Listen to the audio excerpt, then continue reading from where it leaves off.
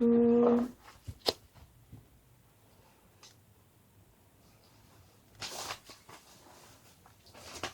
Hey, what's up, YouTube? It's Shakia. It's been a really long time since I've done videos of any type. I have not done any type of update since I was, like 18 weeks. But I really wanted to get back into doing videos. I plan on putting a lot of videos up just to kind of catch people up on what's been going on with me and my son. I know a lot of people have asked to see him and things like that. There are a lot of old videos that I did that I kind of want to upload, and just going to do some new videos to kind of get everyone all caught up. Let's see. I had my son May 20th, 2011, so he is now about to be 18 months in about a week and a half or so. So yeah, he's not a baby anymore. It's like I said, it's been a really, really long time. When I last left off, I was 18 weeks, but I think I did my 17-week video. I did record an 18-week update, but it was, the audio kept messing up. So I ended up just scrapping it, and I kept running into that issue a lot because of how I was recording and things of that nature. So it was just getting frustrated, and I just stopped and gave up. Then also, there's a lot of videos and things on YouTube, and when you have dedicated followers, they just want to know that, you're okay. But a lot of the stuff, nothing new happened, nothing exciting happened, during that time. And when things did kind of, it was something kind of different, I felt like people should know, I was in so much pain that a video was the last thing on my mind. Just to kind of catch everyone up. Let's see, from my 18 weeks, nothing really changed.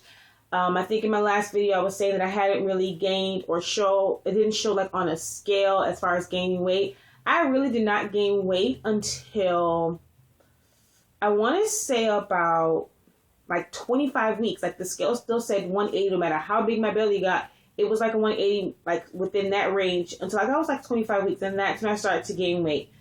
My total pregnancy, though, I only gained between 18 and 20 pounds. That's all I gained, because at the time I delivered, I think I was tipping the scale at about 200. So, but that still wasn't, to me, wasn't that bad. Let's see. From where I left off, I had to go to get an ultrasound done every week.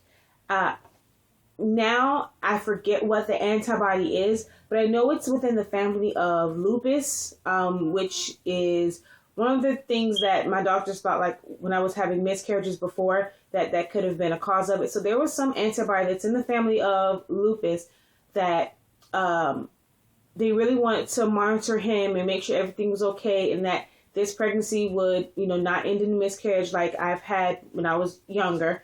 So I literally, at first it was once a month I had to go. Then it was bumped up to twice a month, once every 2 weeks. And then it was every week I ended up having to go in to get an ultrasound. And that was also to check his heart to make sure that, there was no blockage. And then once my fluids were high at one point. So that was a concern for them. So I ended up having to go every week. And although it is great to see, your child and, to know that they're okay and kicking and everything, going to get an ultrasound every single week began to be so tiresome. And I was just oh my gosh, this is ridiculous. I was so fed up and so tired and so happy once I finally delivered my son, because I could not take going to get an ultrasound another week. But everything was, fine with him. So, I'm glad that they were that concerned, that they wanted to make sure that everything was okay with him. So kind of, again, pretty much the same thing everyone goes through as far as, cravings and symptoms and, growth and stuff like that. Nothing major until week 25. Oh, wait, actually, no, let me back up, because I think Actually, I don't know if I got my tooth pulled before week 25 or right after week 25. I'm not sure. But I had a really, really bad toothache where I had to get a tooth pulled, and to find a dentist who would pull a tooth of someone who was as far as long as I was, was in of itself just an ordeal. But at 25 weeks, this is something that I want like every woman to know. Like there are certain things that, people talk about gas and headaches or cravings. But at 25 weeks, I got the worst case of hemorrhoids that you can ever imagine. I was in so much pain. It was ridiculous. Like around that time, I had left my old job and started a new job, which was also great because at my old job, I was getting constant headaches because I was constantly stressed out.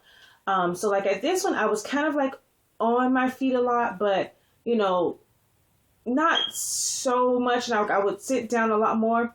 And then it was like one day I just felt like this pain. And I'm like, I kind of knew what it was. I figured what it was.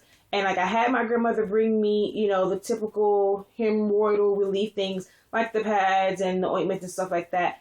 And it was not giving me any relief. And like over time, like over the course of a week, they just got really, really bad to where I was like screaming and hollering, and it was ridiculous. I ended up going to the emergency room. They were like, there's nothing they can really do. It's like their hemorrhoids. This cuckoo crazy doctor actually attempted to push them back in, which I wish that if they weren't so graphic, I could really show you the pictures. And yes, I had my fiance take pictures because I wanted to know what the heck had me in that kind of pain. And they were literally outside of my butt. That's just how bad they were. And there was like more than one. And the doctor tried to push them back in. And I'm like, are you nuts? Like I was in so much pain. So the emergency room really gave me no relief. And I ended up going to see my OBGYN like the next day. Like that day I went to the emergency room because I was just in so much pain that I just couldn't take it. And they ended up giving me, it was still like a hemorrhoid cream, but it was a steroid based one. And it took a while for it to take effect. It was like, I think after like a week, the pain subsided. And then like maybe like another week after that, they started to shrink. So I was literally in pain with ridiculous hemorrhoids from about 25 weeks to about 28 weeks. It was crazy. So like for any woman that experienced that, if they're just telling you to just, it's your diet and like that, like during that time, I wasn't really eating anything that was like crazy. I wasn't constipated. I was drinking plenty of fluids. I was going to the restroom on the regular, which actually helped.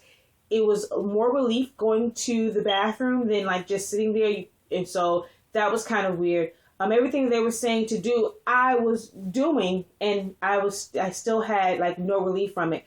And they was like, well, maybe he was getting too big too fast, but then they measured him. He was like a good size. I wasn't like, he wasn't too big, but his position was to where he was sitting to the back, so it was just pushing on the rectum area. But for anyone that experienced that, they're telling you just to get, just to keep using like regular preparation age or witch hazel, like, or whatever. It is a steroid-based hemorrhoid cream. That is what you need. That is the only way you're going to get relief when they are like really, really bad. Because everyone kept saying this is like one of the worst cases of hemorrhoids they've ever seen. So again, if you ever experience that and you feel like they're not giving you an answer for any type of relief for it other than watching what you eat, making sure you're drinking fluids so you're not constipated, things of that nature, ask them about the steroid-based hemorrhoid cream. And it's I think it's like it's hydrocortisone. Well, is that what it was? I'm not sure what it was, but I know it's like one that's like 1%, and then there's one that's like 2% or something like that. And I think the 2% was the only one that actually gave me relief. I wish I still had it to kind of show it, but that was a while ago. And I know I should have done this video back then. But for now, for anyone who sees this, again, that's the best remedy for them.